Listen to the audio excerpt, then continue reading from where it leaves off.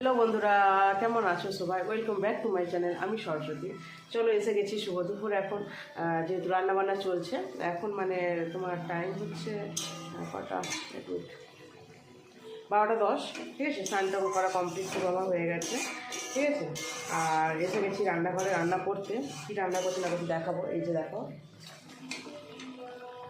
দেখতে পাচ্ছ চিংড়ি মাছের তরকারি, মানে চিংড়ি মাছ হচ্ছে সর্ষে পোস্ত দিয়ে চিংড়ি মাছ করছি। আর হবে পালং শাক। আর এদিকে ভাত করেছি, এই যে কুকারের মতো ভাত করেছি।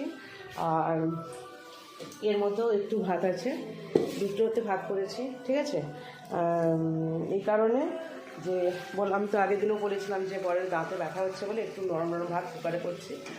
আর পালং শাক হবে, চিংড়ি মাছ দিয়ে পালং শাক করবো। আর আর চিংড়ি মাছের মানে এটা আলাদা করে একটা হচ্ছে, আর পালং শাকটাও হচ্ছে মানে আর কি চিংড়ি মাছ দিচ্ছি ওর মধ্যে। চলো রান্নাবান্না করে নিই, তারপর তোমাদের সঙ্গে আসছি আবার। ঠিক আছে, কিছু মোমো করো না, রান্নাটা কমপ্লিট করে তারপর তোমাদের দেখাবো কী রান্না করলাম না করলাম।